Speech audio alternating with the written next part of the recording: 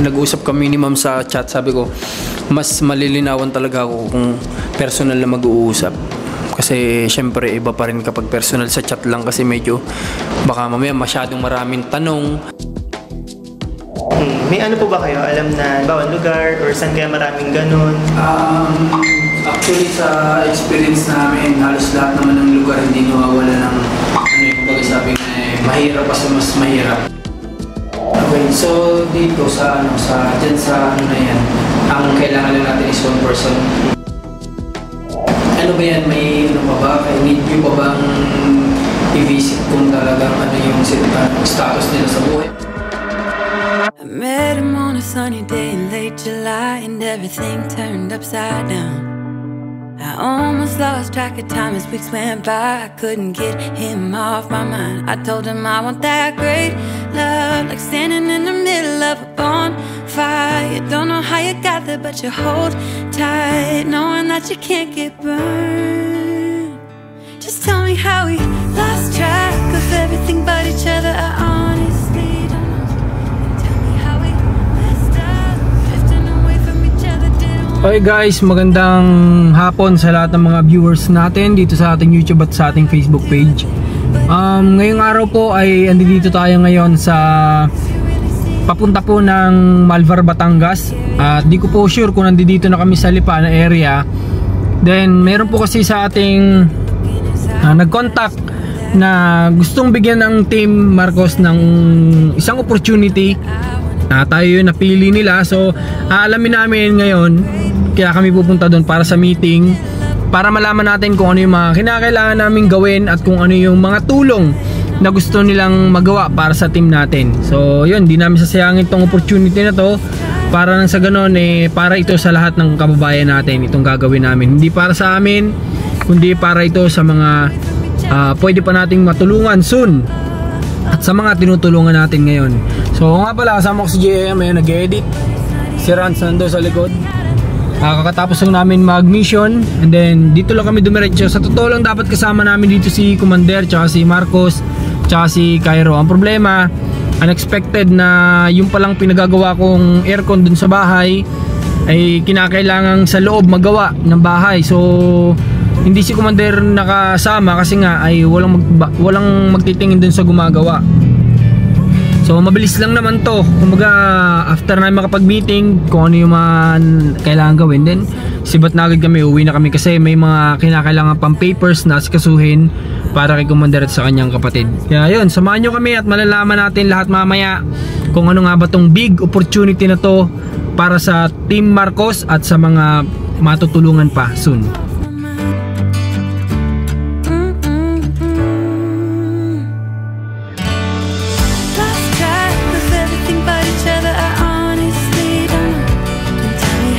Okay guys, update tayo at nandito na po kami ngayon sa Malvar, Batangas. Kanina nakarating po kami ng Tambo, naligaw po kami dahil yung sa Google Map ay doon yung tinuro, so sobrang layo ng narating namin. Dapat saktong alas 2 nandoon na, kumbaga kung doon talaga dapat saktong alas 2 nandoon na kami, pero dahil nga naligaw, ayan yung oras natin ngayon. Oh, kita ba? Hindi yata kita. Ano na, alas 3 na. Akala namin sobra-sobra pa yung oras para makabalik agad-agad kami, pero ayun, at least nandito na, nahanap na namin APC building.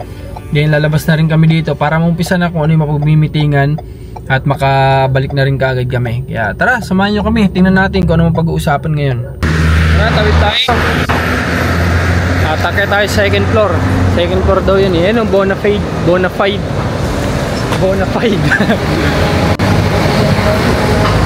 Tara.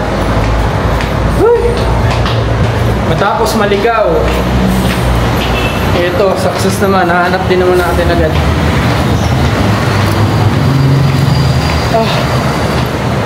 Ito na yata. Saan kaya? Dito daw, this way. Baka dito. Try natin katok. Katok tayo.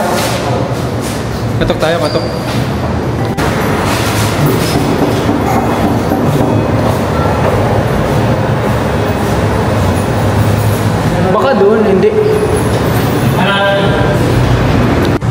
Grabe guys, oh. May pa-welcome. Ayan, oh. Hello, welcome to Boniface Phrenology. So guys, nandito na tayo ngayon dito sa conference room nila dito. So, hindi ko lang talaga malaman kung bakit napunta kami sa Tambo kanina. Ano? Si Rans Mix? Sino nag-search nung kanina? Si Rans yata? Dalawa po tayo. Ha? Dalawa tayo. Ikaw ako muna. So, dalawa kami nag-search pero paras nang itinuro sa Tambo. Grabe ang layo ng Tambo dito guys. Buti na lang. Hindi, maswerte pa rin tayo. Kasi buti nagkataong may expressway dun. Kung wala, matatagalan talaga. Ay, grabe naman yun, oh. Thank you. Welcome. Thank you, Sir Enchong. Naligaw pa. Dalawa pala yung APCD. Hindi Oo nga. namin alam. Paano nangyari nagkaroon? Kala namin alam. Pero hindi ko alam kung hindi natin nag-share statement na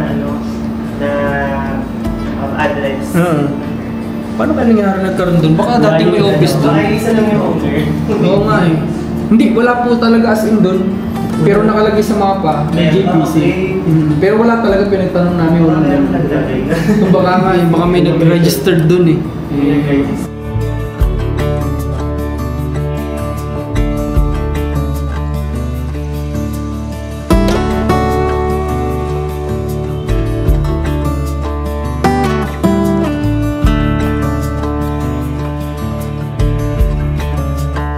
Okay, so sa totoo lang guys, wala pa akong idea kung bakit wala akong idea talaga kung bakit tayo nandito.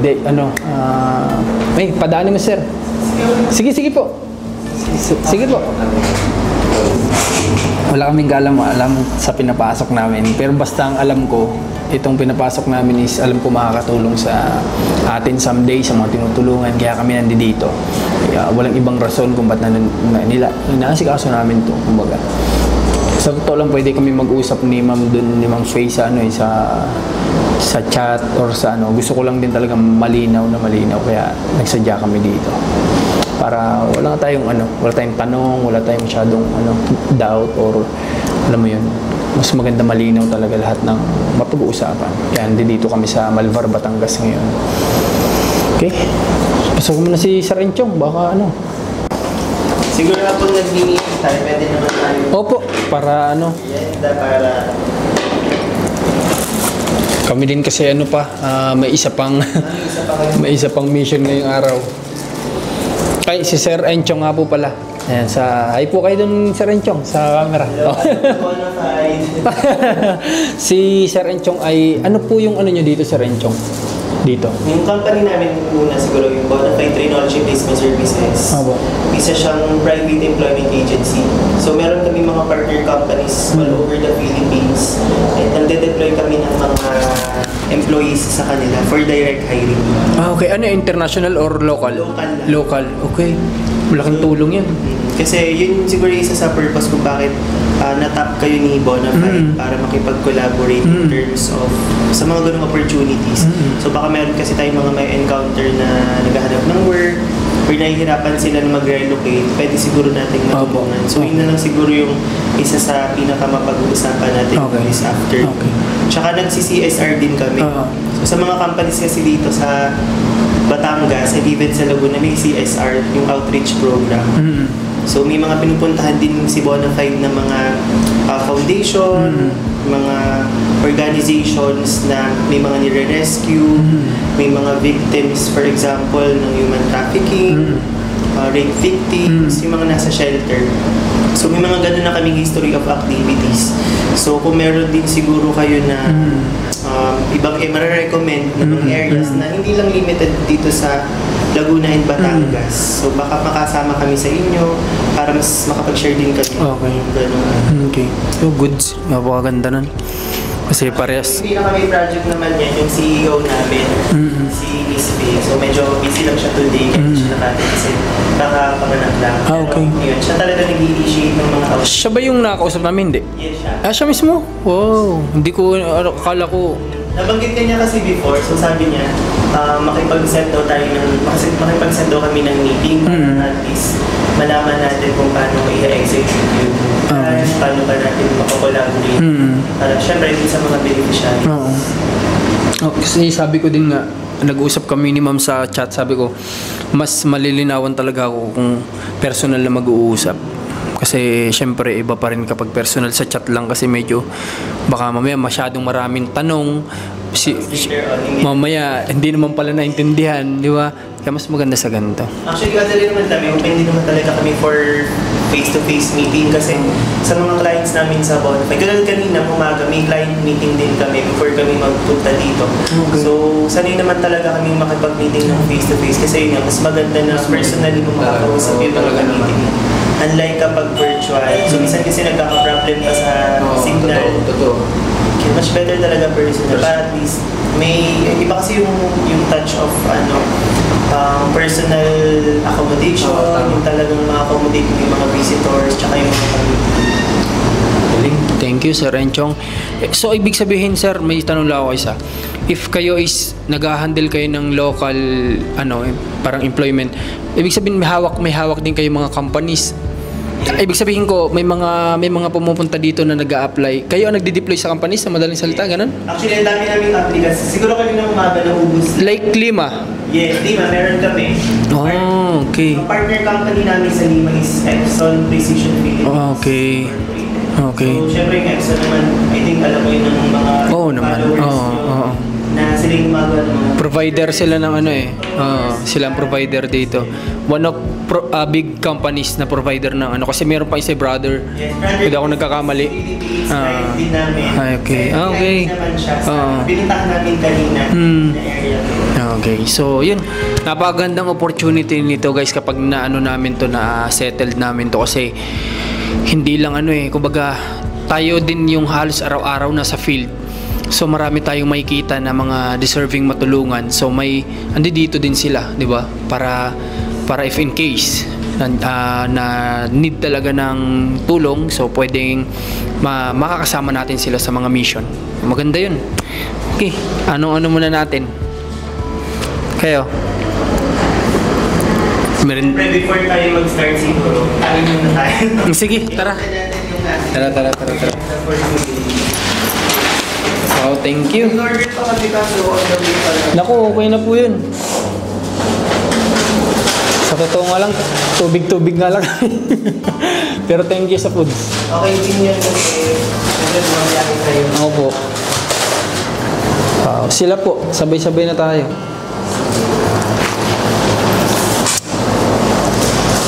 Faye ba yung pangalan ni ma'am? Faye? Thank you kay ma'am Faye sa opportunity kasi sa totoo lang sabi ni Ma'am Faye nung time na siya buntis yung mama niya is nanonood sa mga charity vlogger na kagaya natin. So isa si Ma'am sa kumbaga na sa atin. Kumbaga na attach sa mga video natin. Kaya nakakatuwa na mabibigyan niya tayo ng opportunity na kagaya nito. Kaya thank you so much sa kanya. Tayo isa sa naging libangan niya pala nung siya buntis.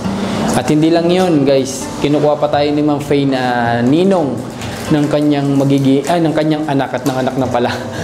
Ng kanyang anak. Kasi nung pagkalabas doon ng baby, boses na natin yung naririnig kasi nga lagi niya pinapanood yung video. Kaya okay, tara. Bye tayo. Tara po. Oh, thank you sa foods. Ay, sila po kaya? Sige po. Order pa ako ng pasta kasi akala namin platter na to.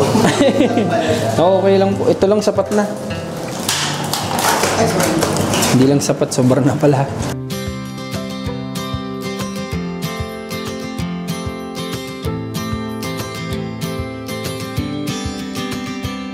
Sometimes we act like a fool, not aware we're troublemakers.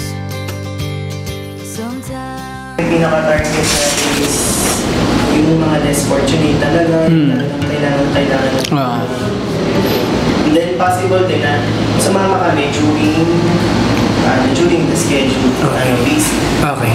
So that's siguro ng mga goods or kung ano yung essentials ng family or ng beneficiary natin. Okay. May ano po ba kayo? Alam na bawang lugar or saan kaya maraming ganun? Actually, sa experience namin, halos lahat naman ng lugar hindi nawawala ng kumbaga sabi nga mahirap pa sa mas mahirap. Lagi naman bawat lugar talagang hahanapin lang na sa sulok kasi sila madalas. So, willing naman kami kasi hindi naman ang mission namin mahanap namin yung mga nasa sulok-sulok na hindi na naabot ng government. So, yun yung namin. Then, pwede namin, kung napakita namin talaga na anong nila deserve nila, then na namin sa inyo. Okay. Message kami sa inyo, sama-sama tayo pumunta. O kasi, lalo ngayon magpapasko or halimbawa kahit next year during mga special events, Valentine's Day or any kinds of celebration. Kasi pero syempre wala namang pinipiling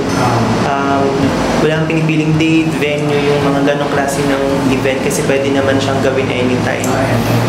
So yung sa location, around Batangas, marami din. Rosario, ayan, San Juan. Ayun, sige. Ilalagay ko lang din dito kung saan yung mga possible location. Sorry. Ayan. Then, yung isa naman namin is may project on mind kasi kami na Job on Wheels. Yung Job on Wheels naman, ganun din, parang CSR din. Pero ang target natin is makahanap sana ng kahit isang beneficiary. For example, high school graduate siya pero hindi pa siya nagkakaroon ng trabaho. Nahihirapan siya or natatakot siyang lumipat or mag-relocate. So tutulungan natin sila na si Bonafide bibigyan ng 1 month na kung ano yung expenses niya in 1 month. Yun yung i-shoulder ni Bonafide. Hanggang sa syempre masustain niya na yung sarili niya, maka-adjust na siya sa bagong environment. Yun. Kasi kung halimbawa taga malayo, syempre kailangan niya mag-relocate, hanap ng pwede niyang lipatan. Although marami namang mga apartment or boarding house around dito kasi yun na rin yung isa sa business ng mga taga dito. Kasi malapit nga sa mga companies. So yung marami naman siguro makikitang ganun. Kaya lang, yun, ang pinaka mas kailangan siguro nating mahanap yung beneficiary. Kung about sa beneficiary, tapos may work na, ibig sabihin nung may offer na kayo ng trabaho sa kanya, then shoulder pa yung 1 month. Yes, shoulder ni Bonafide yung 1 month na expenses. About doon napakadami namin alam na sa ganyan. So maganda. Kasi halimbawa syempre yung transportation allowance niya, pupunta siya sa client namin for interview and exam. Then second is yung food niya. Then pangatlo, siguro yung pag-aasikaso niya ng requirements. Kung halimbawa may kailangang bayaran na documents, halimbawa mag-request ng PSA, birth certificate, kasi yun yung mga common na requirements na hinahanap natin. Or halimbawa NBI clearance or police clearance, kasi yun yung mga may fee. Yun yung isa sa issue-shoulder ni Bonafide. Okay. So tutulungan natin siya or i-guide until ma-deploy na siya dun sa client natin. Kasi magiging parang pride din siya nung client namin na may ganong klase tayo ng beneficiary na na-deploy. Kasi nagre-regularize naman yung mga partner companies ni Bonafide. So pwedeng doon na sila mag-retire kung talagang magusto nila yung trabaho nila. Kaya lang syempre, kailangan din nilang magtiyaga. Galingan din sa trabaho. Kailangan din galingan sa trabaho, lalo na sa attendance. So hindi pwedeng lagi silang absent or lagi silang malilate. So kung may makikita tayong beneficiary, syempre, i-ano rin naman natin. I-guide namin. I-train namin siya sa kung ano yung kailangan niyang i-prepare. Siguro physically, emotionally, psychologically, yung mga kailangan ng tao na yun para maging prepared siya dun sa bagong environment. Okay, so dito dyan sa ano na yan, ang kailangan lang natin is 1 person. Kahit siguro pwedeng isa, dalawa, or depende sa ano. Okay, sige. Kasi pwede namang male, female. Okay. Depende kung sino siguro yung maging target natin. Ano ba yan? May pa ba? Need nyo pa bang i-visit kung talagang yung status nila sa buhay or no need na? Pwede din naman. Kasi yun din yung ni Job on Wheels na pupunta dun sa lugar, hanap ng beneficiary. Okay. I mean yung bibigyan nyo ng opportunity, kailangan pa ba natin i-visit ninyo, samahan namin kayo sa kanila bago bibigyan siya ng opportunity or basta basta pupunta na lang dito. Pwede na actually, yun yung ano ni Job on Wheels, pupuntahan Mas natin. maganda, tingnan mo na yung Kasi status ng buhay. baka ma-culture shock siya kapag dinala agad natin sila dito, hindi pa sila ganun ka-prepare. So parang in-nurture muna natin yung tao dun sa kung ano yung kailangan niyang i-prepare before siya or is before natin siya isabak dito sa sa world na alam mo, kailangan ng work, yung trabaho talaga na Ano yun, may isa pang question, ano yun? Halimbawa, na-deploy na siya, then natapos niya yung 1 month, pwede tayo humanap ulit ng another or siya na yung mismo? Pwede siguro man pa tayo ng iba kasi magiging success story na yun eh. Oo, kasi ano na yun eh. Tapos na yung sa kanya kasi siya nang bahala sa ano niya. Ganun ba yun? Yes. Siya na yung bahala sa ano niya basta na tulungan siya sa starting. Ayun. So last, siguro 2023, meron kaming naging event dito sa company na what is your bona fide story? Yun yung naging, yun, parang nagpa-contest kami, nagpa-send kami ng letter sa kanila kung ano yung naging journey nila sa bona fide. So parang ganun din yung concept ng Job on Wheels natin. Kasi yung tao na yun, yung sa job, yung sa bona fide, what is your bona fide story namin? Na-deploy namin siya sa Murata Innovators, pero bago siya na-deploy doon, madami siyang pinagdaanan. Una, nakalagay din sa letter niya, wala siyang tinitirhan dito sa malapit. Nakitira siya sa boarding house. Dun sa boarding house na yon, wala siyang shoulder na expenses kasi parang sinama lang siya nung kaibigan niya. Hanggang sa nagbenta siya ng mga gamit niya, yung cellphone niya, binenta daw niya, nanghihiram siya ng pera para maka-attend lang siya ng interview, tsaka ng medical and exam. Tapos yun, kumbaga nagtiyaga siya na maghanap ng work. May mga sinacrifice siya until ayun, nakuha niya yung trabaho na gusto niya. Madami naman yatang mga taga-San Juan eh. Tsaka Rosario. So, siguro may mga na-deploy din naman na kami dyan galing sa mga lugar na yan. Kaya lang syempre siguro yun yung mga malalapit lang din sa bayan. Pero may mga dip-dip ba yatang siguro yung isa sa pwede nating ma-target, yung mga medyo malalayo, talagang hirap silang bumiyahe-biyahe. Tsaka ano sila yung wala silang lakas ng loob na magsimula. Ayun. Kasi nga parang iniisip nila wala silang kasiguraduhan na mapapasukan. Kumbaga parang sa abroad may ipagsapalaran sila sa walang kasiguraduhan. Parang gano'n. Pero kung may ganito, at least nalakas yung loob nila na may ano silang siguradong magiging trabaho. Kasi i-guide naman din namin siya kung ano yung kailangan niyang i-prepare. Kasi syempre kailangan din talaga dyan ng time and effort ng tao. Dapat talagang gusto din nila. Willing ngayon, talaga. isusupport lang din natin sila para ma-push sila dun sa kung ano yung pangarap nila na magkaroon ng work. Kasi yung mga clients naman namin, magaganda yung mga benefits na ino-offer. Meron silang free shuttle, free medical, free uniform. So minsan sa cafeteria nila, hindi na sila naglalabas ng pera kasi ID yung ginagamit nila. May food allowance or meal allowance sila. Tinatap lang nila yung ID nila dun sa cashier, sa cafeteria para hindi na sila maglabas ng cash. Lalo na kung nagsisimula pa lang, syempre wala pang sweldo, may ipon pa lang yung sweldo mo. So ayan, may food allowance na binibigay. Through ID na siya. So ini-scan lang yung ID dun sa cashier. Tapos okay na, makakasolve ka na ng lunch or merienda mo. Depende na rin sa'yo kung paano mo ibabudget yung meal allowance. Ayun. So if ever po kaya, kailan natin siya ma-execute or magkakaroon tayo ng feedback na meron na tayong possible beneficiary. May papangako namin yan pagbalik namin ng parang mag-out of the country. Mag-vacation kami ng HK ngayong 4. Then balik kami ng 10. Possible 11 or 12. Pwede namin trabahoin agad yung para makahanap kami ng siya. I-share din namin yung parang siguro guidelines na lang din natin para kung sakaling may makita or may mga potential na tayo na beneficiaries, makita natin kung sino yung mas madali nating matutulungan talaga. So bali dalawa lang yung target natin, yung sa outreach tsaka yung sa Job on Wheels natin na tutulungan nating magka-work. Yung sa pinakauna ano yung mga possible na na-experience na naibigay na tulong ng ano ulit ito? Bonafide. Bonafide.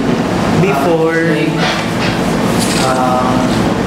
except dun sa what if may yung isang pamilya na scout namin, din napuntahan natin is nila ng konting renovation sa kanilang bahay, may na-experience na gano'n ang Bonafide? So far, wala pa kaming ganung experience. More on kami, sa mga charities or shelters. Okay. Ang pinakang, para malinaw, ang pinakang target, kasi may target yan na hindi naman pwedeng for medical, kailangan for medical, hindi naman ganun. Parang kami, ang target naman natin talaga is pabahay program. So, sa Bonafide ay may possibility like feeding program, mga ganun pwede. Yung mga pinupuntahan naming shelters, usually feeding program kami or gift giving. Maganda yun. Kasi maraming napapasiya kasi sa ganito pa rin yung ganun. Hindi siya individual. Talagang pangkalahatan. Yes, iba-iba. Napapasiya ng marami. Yung mga napuntahan kasi namin before, mga rescued sila. Sila yung mga physically abused, emotionally abused. Parang siguro mga baby to 0 months, 0 year to 17 years old yung mga napuntahan namin. Yung mga ganun, ano yung tulong na naibigay ng Bonafide sa kanila? Ayun. Sa mga abuse na ganun. Parang last year actually, yun yung isa sa naging CSR namin. Nagpunta kami sa isang shelter na puro female kids or minors yung nandun. Sila ay mostly rape victims. So, syempre parang sa murang edad nila, naka-experience sila ng ganon. So, parang wala pa silang alams na naabuso na pala sila. So, buti na lang din may mga ganong klase ng shelter na tumutulong sa kanila para ma-redeem nila yung sarili nila, na para hindi nila kaawaan yung sarili nila, and instead mas ma-motivate sila na mabuhay. Kasi yung iba doon, syempre naisip na nila na mag-commit ng suicide. Yung iba doon ay tumakbo na talaga from their families, na-rescue lang ng DSWD. Ayun. So, nung nagpunta kami doon, binigyan namin sila ng gifts. Kasi parang Christmas season din. Nagbigay kami ng gifts, and then tuwang-tuwa sila din sa mascot na kasama namin. Kasi parang bihira daw na may pagganon sa mga visitors. Sige, okay. At least, para alam din natin guys kung ano yung hahanapin natin. Like, kung may makita tayong isang community, like, marami dyan mga, hindi ko alam kung alam niyo yung Aita community. Yes, alam naman na. May mga Aita community din kasi na nakikita natin minsan.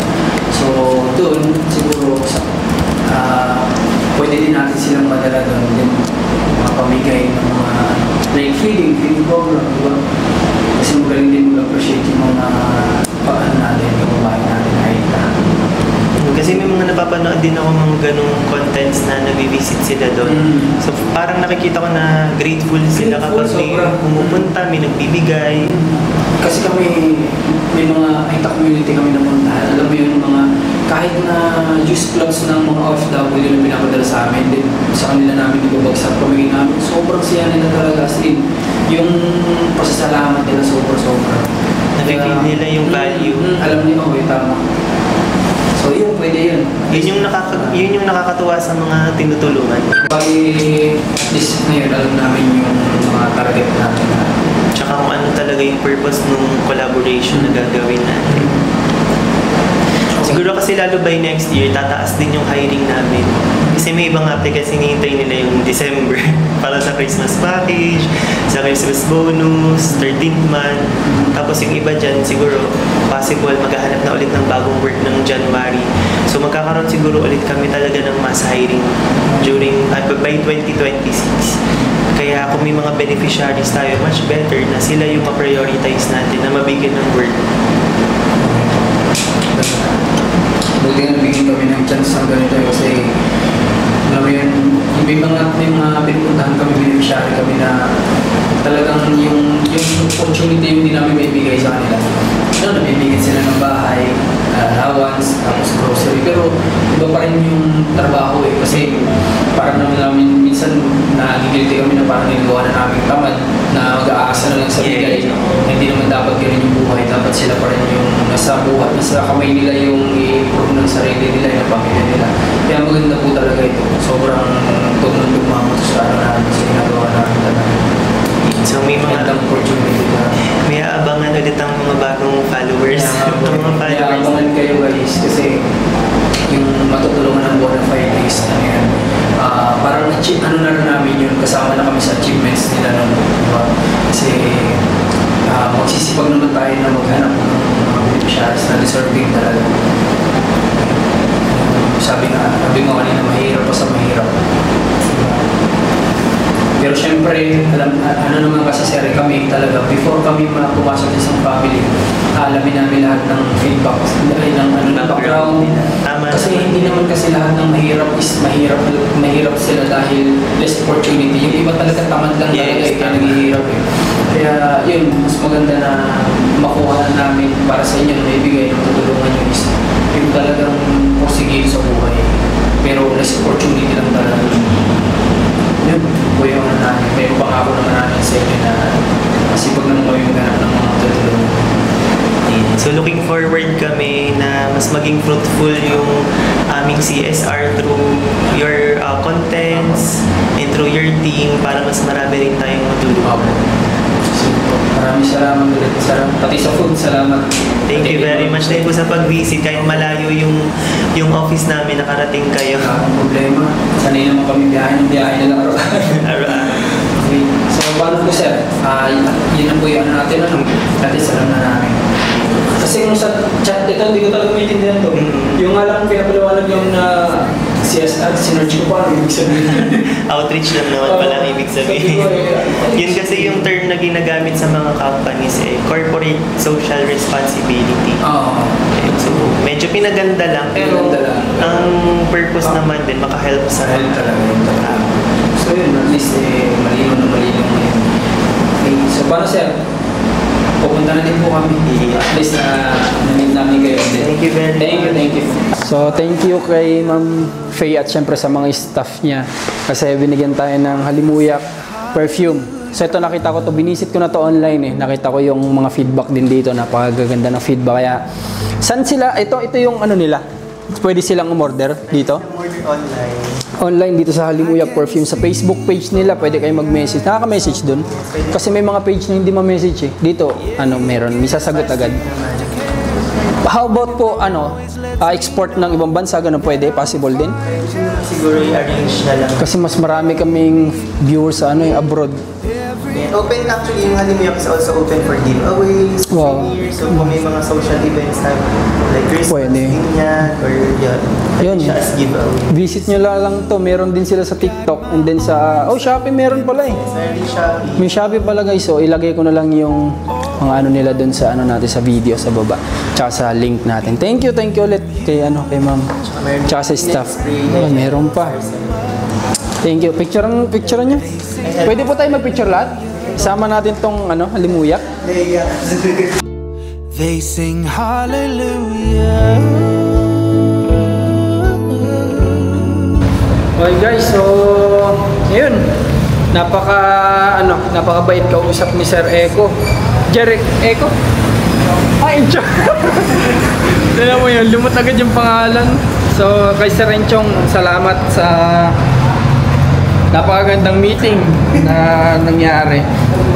Although maiksi lang naman yun na pag-usapan namin, pero hindi ko talaga guys maiintindihan yun kung kami po ay sa chat lang nag-usap.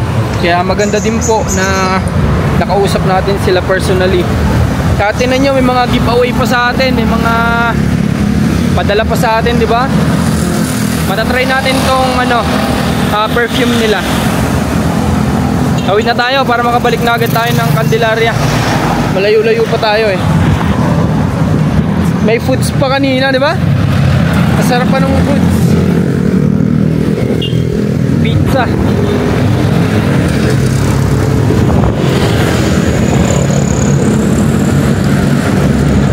Okay. Tara, dito na tayo.